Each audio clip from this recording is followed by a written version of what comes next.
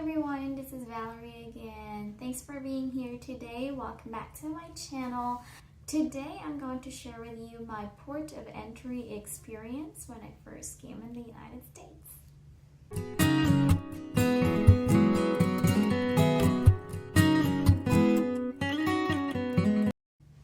So after I received my visa on September of 2020, my husband and I decided to book a flight directly from Manila to Los Angeles because if I go back home, I won't be able to come back because of all the COVID restrictions.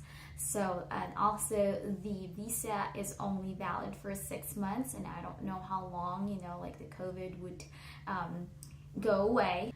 So we just decided to just go ahead and get my flight booked and everything so I can go ahead and go to the United States.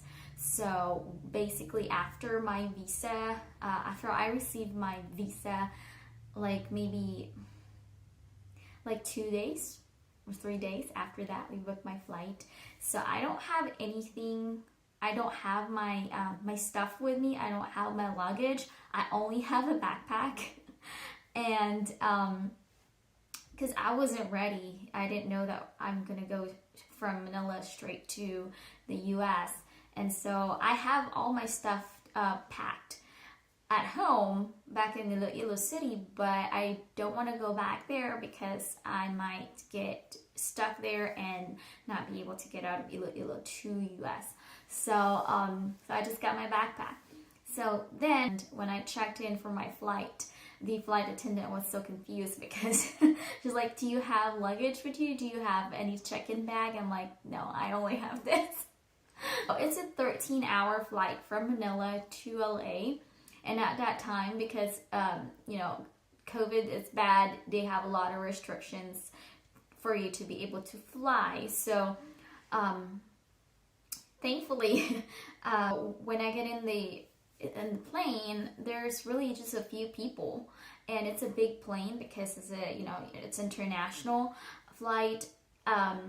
And it's PAL, by the way. So, but it's huge. It's a big plane. There's a ton of seats that are empty, especially where I sat. There's a lot of empty chairs. So there's nobody in front of me, nobody behind me, nobody on the side.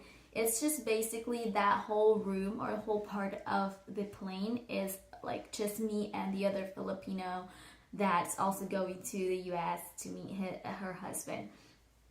And so it was really fun. It's a really good flight. I was able to sleep and stretch my legs, because there's nobody there. So my Filipino friend in the plane that I just met her there. We were talking about, where are you going? I think her flight is just really going to Los Angeles. She's not going anywhere else, and so which is good. It's just 13 hours, but for me, I had to go. I had 2 other flights after I arrived. But anyway, so when my friend and I arrived in the U.S. in Los Angeles, we didn't know where to go. We tried to read the signs. There's no signs really that tell us where immigrants are supposed to go. And most people that in that plane are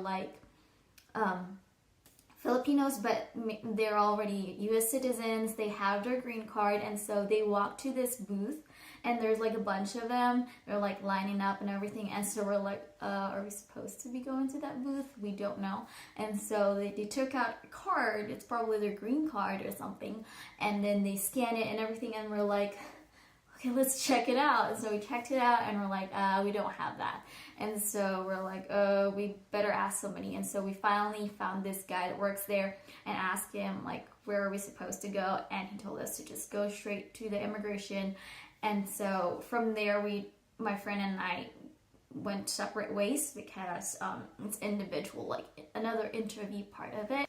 So then I went through immigration, and then there's this lady. She asked me my name. I showed her my passport and my visa. She looked at it, type on the computer. And then it took her a while to really look me up. And she's like, "I don't see you on the system." And I'm like, this is not a good sign. But so when I had my interview, other people would get a yellow packet that you're supposed to be bringing to the US when you arrived, but they told me that they're gonna send it electronic. It's electronic now, so I'm like, okay. And so maybe it's like a new system or something, but this person really had a hard time looking me up. So she has to ask somebody else, and then this guy came to help her, and he was able to pull it up. And then she asked me my I-130 application form. That's the first application form that you need to fill out and submit for your case. So I gave that to her. Good thing I have my little briefcase with all my documents in there, and so I don't have to like get in my backpack and stuff. And so I gave that to her. She looked it up, and finally, after probably took about 20 to 25 minutes of looking up my information while the other people are already like going. So then after that, she said, okay, I want you to go to that room on the side to like check the documents and stuff. And I'm like, okay. So I went in the room. There's a lot of people. And at that time, my husband is waiting for me outside of the airport because he picked me up. And so I have a phone. I don't have a Wi-Fi. You cannot use the phone in that room. There's one lady that did, and the guy was like, ma'am, no phones. I'm like, oopsies. So, and it tells you like on the wall, it tells you to not use your phone. And I can't contact my husband to let him know that I'm here. I'm just, they just wanted to see more documents, I guess. And so I sat there, I waited there for about 2 hours. It took forever. And so finally, after waiting that long, they called me, and then this guy interviewed me a little bit. It's just really few. It's just a few questions. He asked me my name, who is my petitioner, where am I going, and like birthday and stuff like that. And he's like, okay, you're good to go. I didn't really know what happened, but I mean, he didn't ask for more documents. He just verified those information. And then finally, he's like, okay, you're good to go. And then I went out, and of course, I'm like, where am I supposed to go? And so I just look at the signs, where to exit at. And then finally, I was able to go out of the airport, and I saw my husband. He was right there waiting for me. It was like, oh my gosh, it was like 2 hours passed since your flight arrived. I'm like, I was so worried. And I'm like, I know, because I had to go to that room to get more documentations. But anyway, so that is my experience.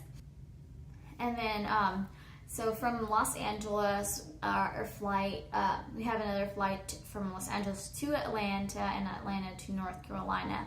The funny thing is, when we were at Los Angeles airport, I don't know if it's because of COVID or what, but we have a layover of 5 to 8 hours, I think. And so we're looking for food. I was so hungry, and there's nothing. There's like one place that's open, and it was insanely expensive. They don't have a vending machine. I was so thirsty. I don't know what happened. It looks like it was an apocalypse. There's nobody there. And so it was weird. Hopefully it's not like that anymore.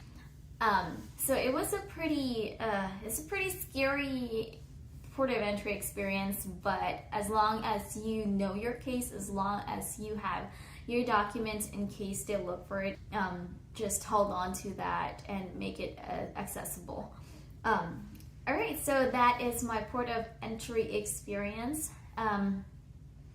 Let me know if you have any questions about this topic. You can comment down below, and if you have any suggestions or recommendations of what topic you want me to talk about, you can comment down below for me. And if you like this video, give it a thumbs up, and don't forget to subscribe. Thank you so much.